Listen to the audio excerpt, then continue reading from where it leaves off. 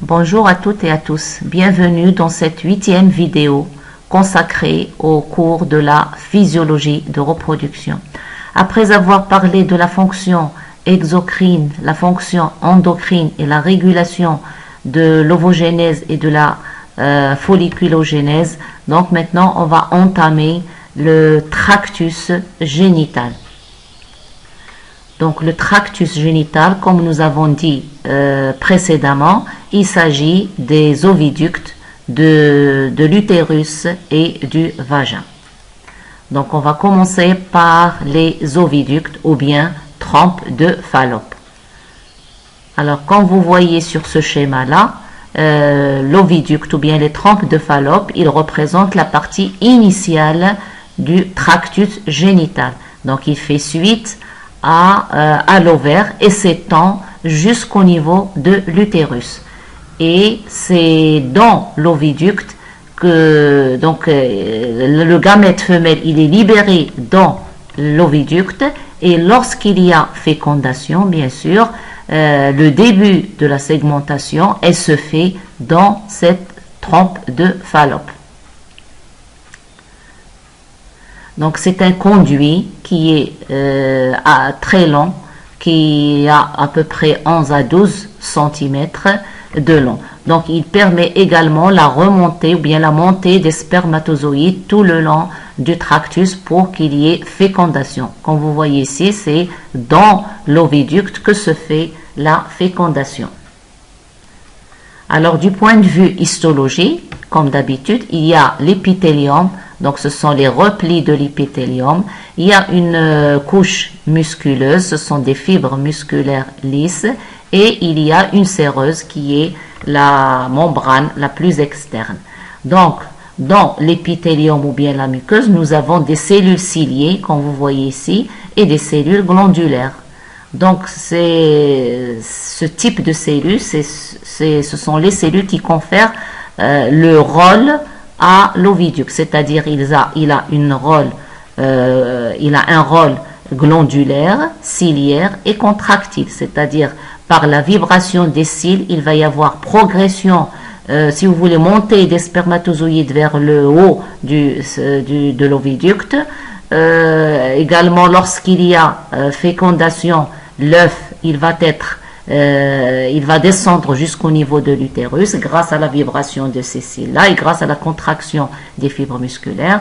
Et nous avons des glandes, des cellules glandulaires qui vont sécréter des substances nutritives qui vont nourrir l'œuf.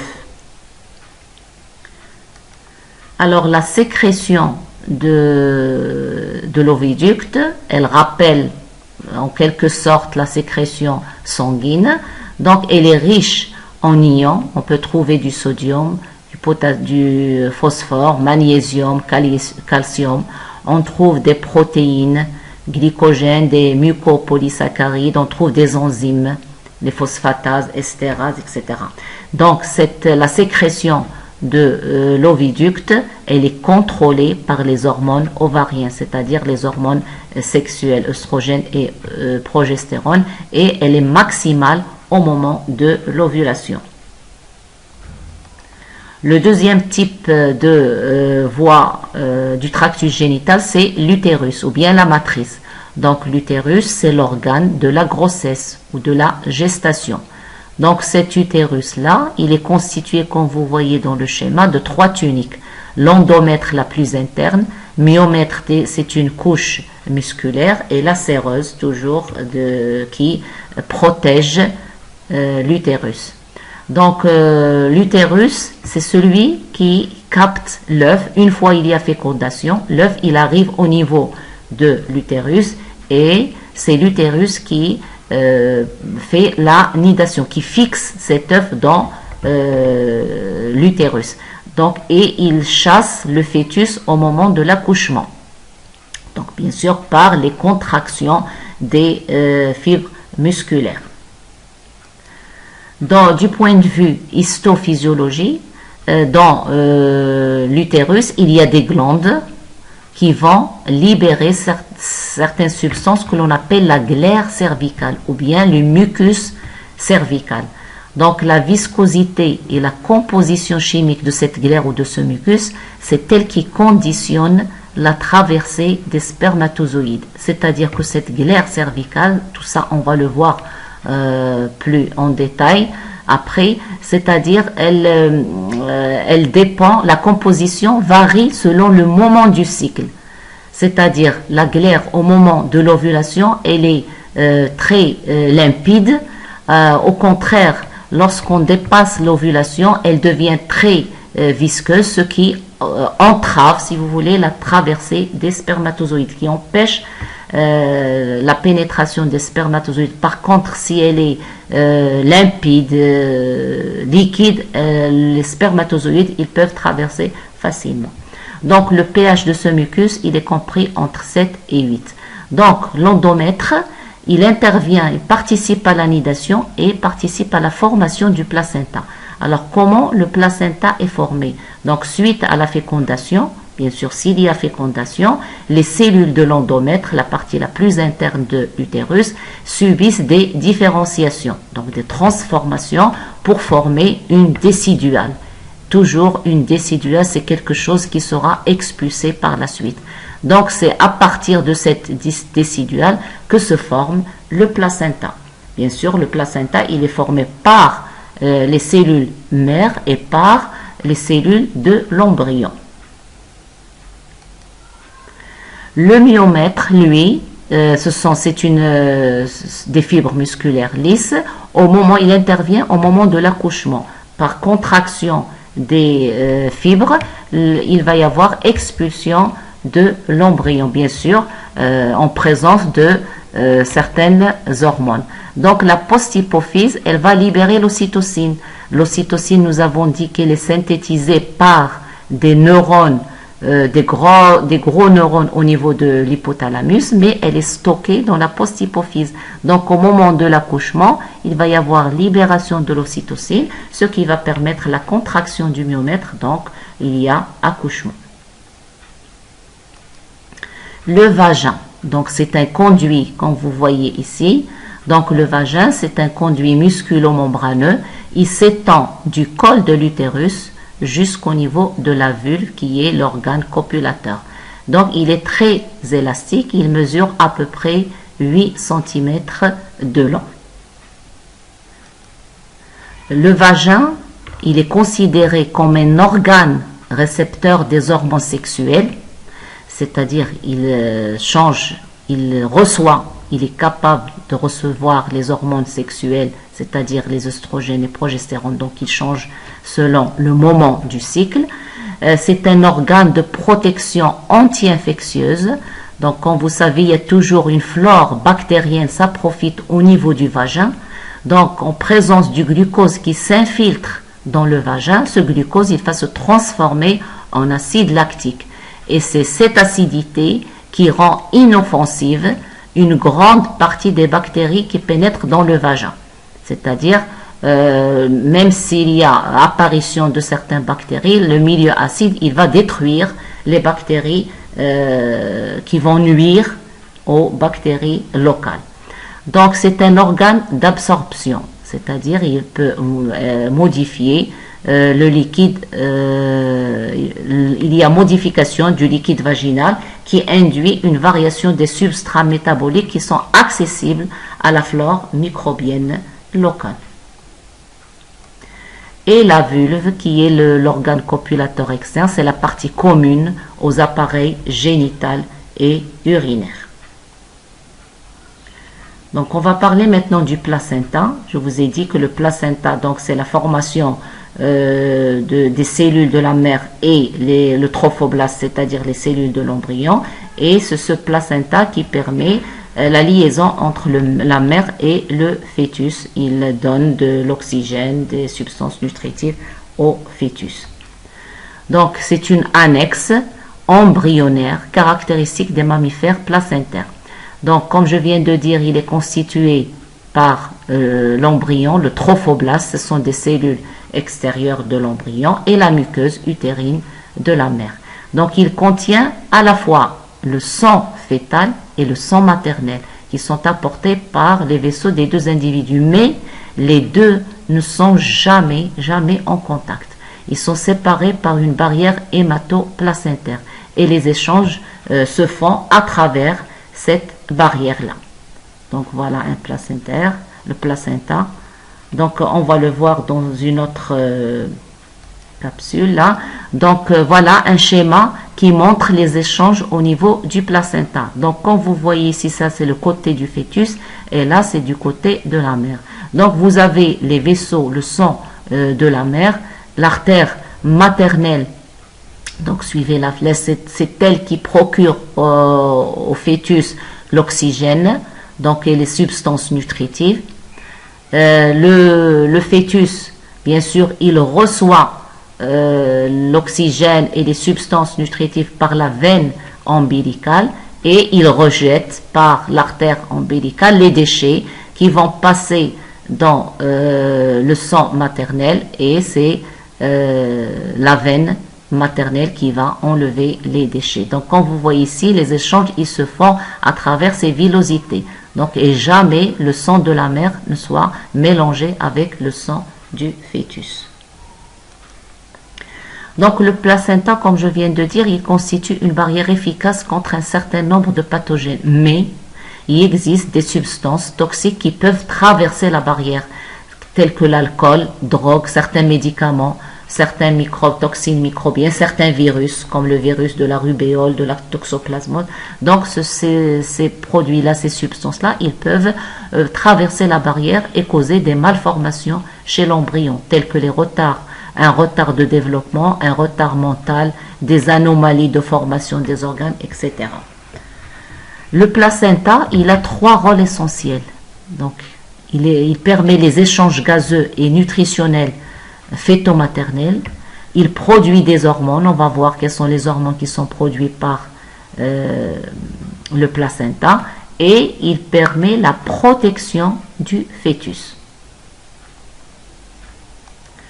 Alors, quelles sont les hormones qui sont libérées par le placenta? On a à peu près 5 types d'hormones. La première hormone qui est libérée, c'est l'hormone chorionique gonadotrope. Cette hormone-là, c'est une fois il y a fécondation, c'est la première qu'on trouve dans les urines. Donc, elle est diagnostiquée dans les dosages du test de grossesse. Si une femme veut faire un test de grossesse, qu'est-ce qu'on cherche? On cherche les anticorps anti-HCG. Donc, c'est la première qui est libérée dans l'urine. Donc, c'est une hormone qui joue le rôle d'un super, si vous voulez, c'est un super agoniste de LH. C'est elle qui permet la transformation du corps jaune.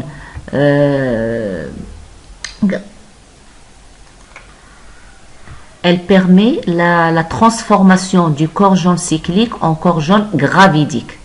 Donc, surtout pendant les premières semaines de la grossesse. Mais après, c'est le placenta, bien sûr, lui-même qui va sécréter la progestérone. Donc, l'HCG, aux premières semaines, elle est indispensable à la grossesse parce qu'elle permet, permet au corps jaune de sécréter la progestérone.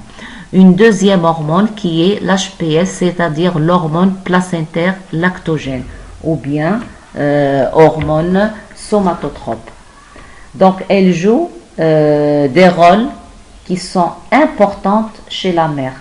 Donc, cette hormone-là, elle maintient un bilan protéique positif. Elle mobilise les lipides dans un but énergétique. Elle permet la stabilisation du glucose plasmatique à des niveaux relativement élevés pour répondre aux besoins du fœtus. Et elle facilite également le développement des seins, c'est-à-dire de la glande mammaire. Les œstrogènes, ils sont libérés également par le placenta. Les œstrogènes, ils renforcent le muscle de l'utérus. La progestérone également, qu'elle est très indispensable au moment de la grossesse. Elle inhibe la contraction du muscle pour éviter l'avortement. La relaxine, nous avons vu le rôle de la relaxine. Elle permet également un rôle très important au moment de l'accouchement par dilatation du col et par changement également de la composition de l'utérus, surtout au niveau de l'eau et des électrolytes. Alors là, donc c'est un schéma qui montre que HCG, c'est-à-dire l'hormone chorionique, elle est très indispensable pendant les 10 premières semaines et c'est elle qui stimule le corps jaune pour que le corps jaune synthétise la progestérone. À ce moment-là, si on fait une ovariectomie, c'est-à-dire si on fait une ablation de l'ovaire, on peut provoquer l'avortement. Mais après la 10e semaine, c'est le placenta qui prend la relève, c'est-à-dire même si on fait une ovariectomie, il n'y aura pas d'avortement. Donc c'est le placenta qui va libérer la progestérone. Et la progestérone, elle est très importante à la grossesse. Donc là, c'est un schéma qui montre un placenta avec les microvillosités. Donc c'est un placenta humain. Donc là, c'est l'embryon de 8 semaines. Regardez bien comment il est protégé à l'intérieur du placenta. Là, vous avez le placenta et le bébé qui est dans le liquide amniotique. Donc, en général, il joue un rôle très important, aussi bien dans la protection que dans la nutrition du bébé. Alors là, c'est une petite parenthèse. Quelle est la différence? Comment ils se forment les jumeaux dizygotes et les jumeaux monozygotes? Pour les jumeaux dizygotes, c'est très simple. Deux ovocytes secondaires, c'est-à-dire deux gamètes femelles qui sont fécondées par deux spermatozoïdes.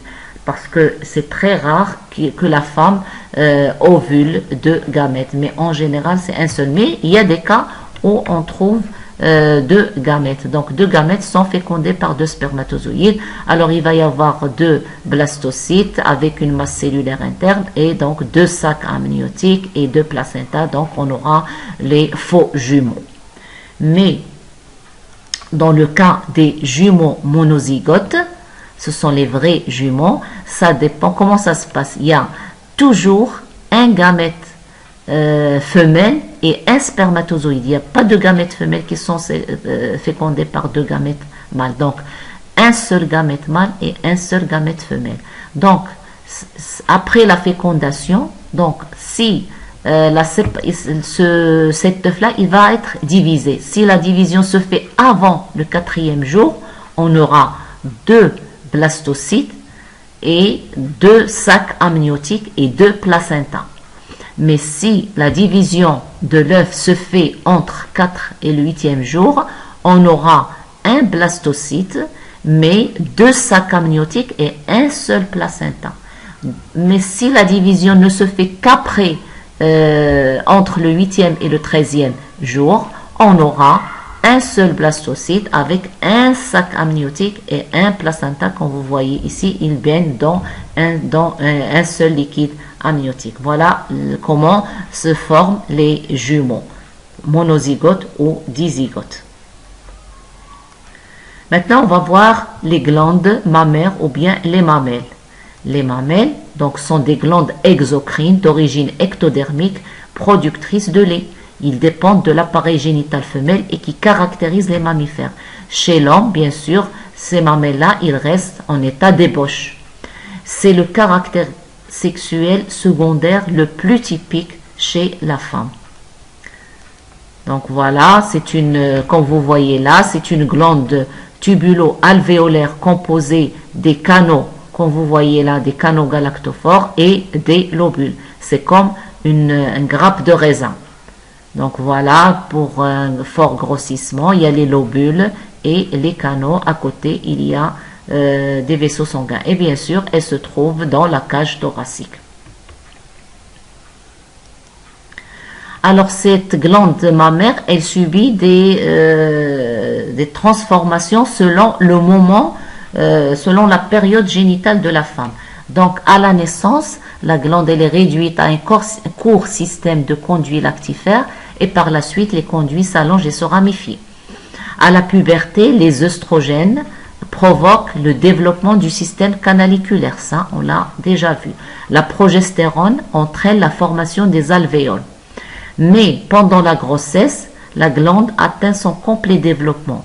sous l'action conjuguée des œstrogènes et surtout de la progestérone. Parce qu'on dit que la progestérone, c'est l'hormone de la mère. Et une activité sécrétrice débute dans les cellules alvéolaires. À la parturition, c'est-à-dire à l'accouchement, sous l'effet de la prolactine, la glande atteint son complet fonctionnement. Il y a sécrétion lactée. Donc, il y a deux termes à retenir. Il y a la lactopoïèse ou lactogénèse, c'est la synthèse intracellulaire du lait et son passage de l'épithélium vers la cavité de la sinus. Et il y a la galactopoïèse. La galactopoïèse, c'est la phase d'allaitement, c'est-à-dire la stimulation et l'entretien de la sécrétion lactée. Et on va voir comment cette sécrétion lactée elle est maintenue. Donc ce sont deux termes à retenir et à faire une différence entre les deux. Donc pendant la lactation, la galactopoïèse qui est la stimulation et l'entretien du lait et l'éjection du lait dépendent de facteurs neuro-endocriniens, c'est-à-dire nerveux et hormonaux. Donc la prolactine qui est une hormone gonadotrope, avec le complexe hormonal lactogénique qui est constitué par l'adrénocorticotrophique hormone qui est une hormone libérée par l'antéhypophyse et qui libère à son tour les glucocorticoïdes, avec l'hormone GH qui est l'hormone de croissance. Et ce complexe hormonal, il entretient la sécrétion lactée. C'est-à-dire, par exemple, l'hormone de croissance, elle provoque, comme on a dit dans le cours d'endocrinologie, qu'elle provoque la libération des facteurs de croissance, les insulin-like growth factor 1.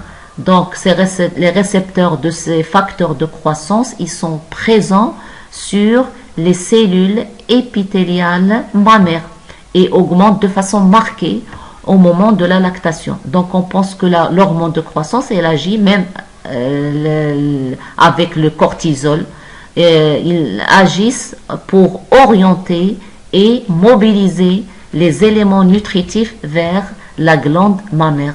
Donc c'est comme ça que ce complexe-là intervient dans le phénomène de la sécrétion lactée. Alors l'excrétion lactée, c'est-à-dire l'éjection du lait, elle est déclenchée par un réflexe neuro-endocrinien provoqué par la succion du mamelon. C'est-à-dire le bébé, il doit sucer le mamelon de sa maman pour qu'il y ait excrétion du lait. Alors comment ça se passe? Donc il y a une voie nerveuse et une voie hormonale. Donc la succion du mamelon va stimuler les mécanorécepteurs du mamelon. Donc il y a un influx nerveux qui passe par le centre nerveux, arrive au niveau de l'hypothalamus, c'est la voie nerveuse. L'hypothalamus à son tour, il va synthétiser l'ocytocine qui va être stockée dans la post-hypophyse, et cette ocytocine qui permet la contraction des cellules myo-épithéliales, et il va y avoir éjection du lait. Donc la voie hormonale, elle est constituée par l'ocytocine. Donc si le bébé arrête de sucer le mamelon, bien sûr, il n'y aura plus d'éjection du lait. Donc le lait, il est composé d'eau et des sels minéraux. Il est composé de protéines dont les caséines, les immunoglobulines, les anticorps, les immunoglobulines A, des facteurs antibactériens, c'est-à-dire des facteurs qui vont détruire les bactéries qui sont nocives, par exemple lactotransférine et les lysozymes. Donc ce sont des protéines qui vont détruire les bactéries qui vont nuire ou bien qui ont des effets bactériens nocifs. On peut trouver également des carbohydrates, dont le lactose, qui n'est synthétisé que par la cellule mammaire, et on trouve des lipides sous forme des triglycérides, qui sont synthétisés essentiellement par la cellule mammaire. Donc l'allaitement, il a 3 avantages démontrés. Un avantage immunologique, comme on vient de voir, il diminue la fréquence de certaines infections, notamment digestives. Psychologique, c'est un élément positif de la relation entre la mère et le nouveau-né. Et économique, bien sûr, son coût est nettement moins élevé que celui de l'allaitement artificiel. Donc on va terminer avec les cycles sexuels. Donc chez le mâle, nous avons vu que l'activité génitale elle est continue, c'est-à-dire il n'y a pas de ménopause comme chez la femme. Une fois elle est installée, une fois la spermatogénèse ou bien l'activité est installée, elle dure jusqu'à la mort. Chez la femelle, il y a deux choses importantes. L'activité génitale elle est discontinue, c'est-à-dire elle est stoppée à un certain moment et elle présente des manifestations cycliques. Chez la femme, c'est ce qu'on appelle le cycle menstruel. Chez les animaux, on appelle le cycle œstral, par exemple chez la rate. Donc chez les animaux, le cycle œstral, c'est l'ensemble de phénomènes qui se reproduisent de façon cyclique, en dehors de la gestation. Alors là, c'est le proœstrus, on parle de 4 stades. Proœstrus, c'est la phase folliculaire, la phase de formation du gamète. L'œstrus, c'est pendant l'ovulation, donc c'est pendant cette phase que la rate a besoin de s'accoupler avec le mâle, par exemple les animaux. Ensuite, il y a le métœstrus. S'il n'y a pas de fécondation, il y a le métœstrus, c'est la phase lutéale, c'est-à-dire la lyse du corps jaune. Ensuite, le diœstrus, et qui est suivi d'un repos sexuel. Donc, 4 stades. Proœstrus, œstrus, métœstrus et diœstrus chez les animaux.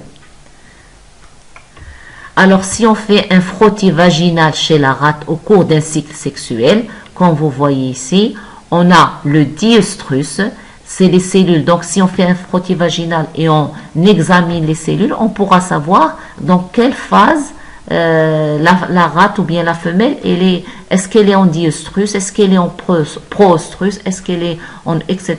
Donc pendant la phase diœstrus, les cellules épithéliales sont desquamées, dégénérées et peuvent être visibles parmi de nombreuses polynucléaires, c'est-à-dire les globules blancs. Là. Le proœstrus, c'est la disparition des polynucléaires, mais on commence à avoir des cellules nucléées, des cellules kératinisées. Kératinisé, c'est-à-dire dégénérer son noyau. L'œstrus, c'est l'amas de cellules épithéliales kératinisées. C'est ce que vous voyez ici. Donc, on dit que la femelle, elle est en chaleur, c'est-à-dire, c'est pendant cette période qu'elle peut accepter le mâle. Et métœstrus, donc, c'est l'apparition des polynucléaires et des cellules épithéliales nucléées et persistantes. Bien sûr persistantes, des cellules, on peut trouver des cellules kératinisées. Donc voilà les 4 stades qu'on peut voir chez les femelles des animaux. Donc notre cours sur la physiologie de reproduction est terminé. Je vous remercie et à bientôt.